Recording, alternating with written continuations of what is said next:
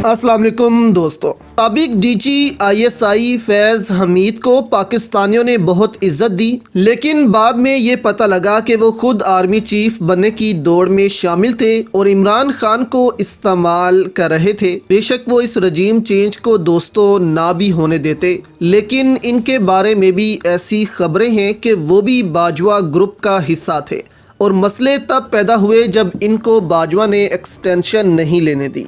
अब इससे पहले दोस्तों फैज़ हमीद को गिरफ्तार करने की तैयारियां शुरू कर दी गई हैं। असद तूर ने इस हवाले से क्या खबर ब्रेक की है और वजाहत सैयद खान ने इस पर क्या कहा है कि GHQ में क्या तैयारियां शुरू हो रही हैं, ये भी आपके सामने रखते हैं। और दूसरा, इमरान खान को कैसे इन गिरफ्तारियों से फंसाया जाएगा, असल बात ये है, ये भी आपके सामने दोस्तों रखेंगे। आपके ख्याल में क्या फैज़ हमीद की गिरफ्तारी होनी चाहिए या नहीं, आपकी इस पर दोस्तों क्या राय है।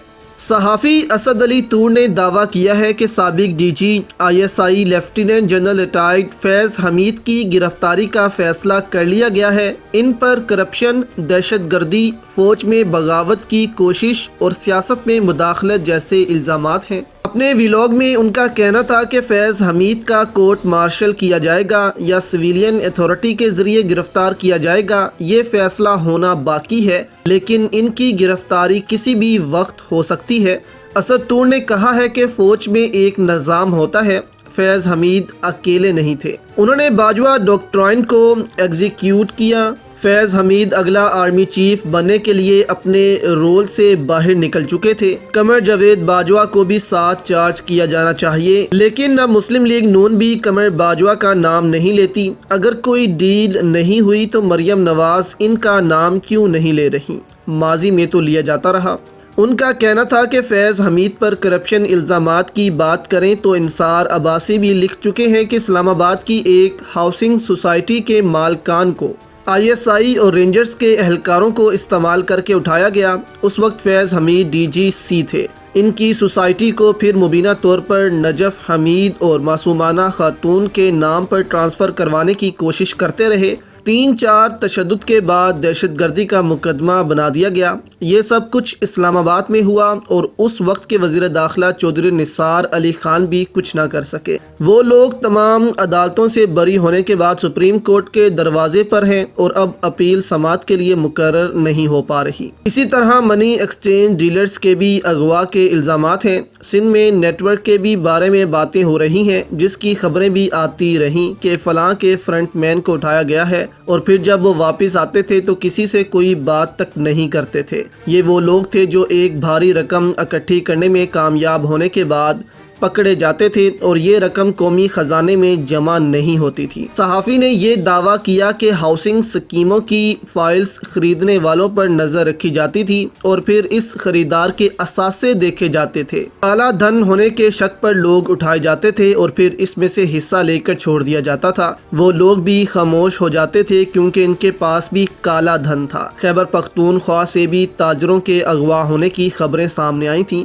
असद तूर का मजीद कहना था कि पिछले दिनों इस्लामाबाद एयरपोर्ट से कर्नल लियाकत को उठाया गया जब वो फैमिली के साथ बरतानिया जा रहे थे। देखें कि एक ISI कर्नल के पास इतने वसाइल कहां से आए कि बरतानिया में अपनी फैमिली शिफ्ट करे। ये सब कुछ वो करते रहे। दीगर भी कई एहलकारों को इस्तेमाल किया जाता है जिसका इल्ज़ाम उन पर है। अब देखें, करप्शन तो सब ने बहुत की है। इमरान खान कहते थे कि मैं बाजवा को कहता था कि करप्ट लोगों के खिलाफ एक्शन लिया जाए, ये तो मुल्क की तबाही करेंगे। तो इमरान खान कहते थे कि बाद में पता ये चलता था कि बाजवा साहब तो खुद करप्ट हैं और इनके लिए करप्शन कोई मायने नहीं रखती थी। और करप्शन उसके लिए दोस्तों मायने रखती है जो खुद करप्ट ना हो। और इसी दौड़ में कर्नल, कैप्टन्स, हर बंदे ने पैसा बनाया और इस पैसे को बाहर मुंतकिल किया। वजाहत सैयद खान ने भी यहाँ पर दावा किया है कि GHQ ने गिरफ्तारियों का फैसला कर लिया है। फिर आपके सामने रखते हैं कि कैसे इन गिरफ्तारियों को इमरान खान के खिलाफ इस्तेमाल किया जाएगा। वजाहत सैयद खान ने भी खबर ब्रेक की है कि GHQ ने पैगाम भेजे हैं چیف اور باقی جنرلز کو کہ اگر ادارے کی ساکھ کو بچانا ہے تو پھر قمر باجوہ کو گرفتار کرنا ہوگا ہر حال میں۔ اب آپ دیکھیں کہ اس وقت سابق افسران بھی کہتے نظر آ رہے ہیں کہ یہ باجوہ پتہ نہیں کیسے ہم میں آ گیا، یعنی کہ اس قدر تباہی پھیر کر گیا ہے ادارے میں جس کی مثال نہیں ملتی۔ اب آپ دیکھیں اگر اس رجیم چینج کا بھانڈا عمران خان نہ پھوڑتے، باجوہ کو اس طرح گندا نہ کرتے تو یہ سب آگے ادارے میں بڑھنا تھا۔ قمر باجوہ کے بعد اس کے بعد پھر جو بھی آتا چیف، کیپٹن، کرنل، وہ بھی سب اسی دوڑ میں رہتے کہ پیسہ بنایا جائے، پھر باہر شفٹ ہونا چاہیے۔ اب بھی دوڑ شروع ہے، لیکن خبریں یہ ہیں کہ عاصم منیر یہاں پر ادارے کی ساکھ کو بحال کرنے کی بہت کوششیں کر رہے ہیں اور چاہتے ہیں کہ ادارے کی ساکھ ویسی ہی ہو جائے جیسے باجوہ کی ایکسٹینشن سے پہلے تھی۔ اب آپ نے نوٹ کیا ہوگا کہ جو بھی گرفتار ہوتا ہے اس کو نامعلوم مقام پر نہیں لے کر جایا جاتا، بلکہ رپورٹ ہوتا ہے کہ وہ کہاں ہے، اور اس کو تب تک تشدد کا نشانہ بھی نہیں بنایا جاتا جب تک ریمانڈ نہ لیا جائے، اور تشدد اب آپ دیکھیں کہ نہیں ہوتے۔ تو ایک طرح سے آپ کہہ لیں کہ آہستہ آہستہ عاصم منیر اس کو بدل رہے ہیں جو قمر باجوہ کر کے گئے ہیں۔ قمر باجوہ تو اس قدر آپ کہہ لیں کہ پاگل ہو گئے تھے کہ جو بھی کچھ بولے اس کو پکڑ کر بس اتنا مارو کہ وہ پھر بولنے کی جرت نہ کرے۔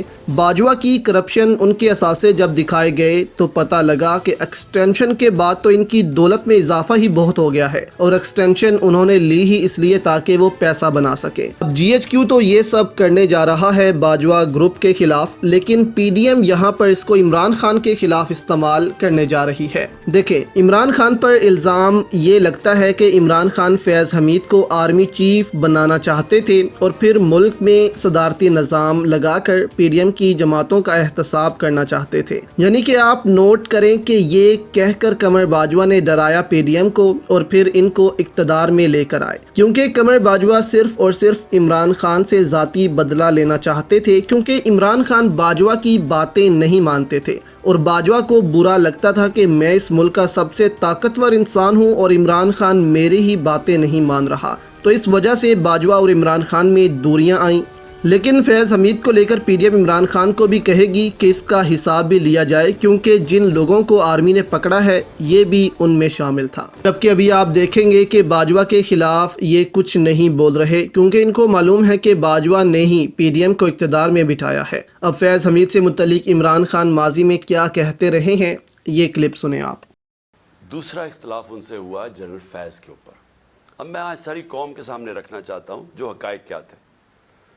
میرا جنرل فیض کو اس وقت میں سمجھتا تھا کہ کیونکہ 2021-22 کی سردیاں ہمارے لیے بڑی مشکل ہوں گی، میں چاہتا تھا کیونکہ افغانستان کا فال آؤٹ آنا تھا، میں یہ چاہ رہا تھا کہ ان کو یہ سردیوں تک جنرل فیض کو رکھا جائے، کیونکہ اگر سب سے مشکل ٹائم ہے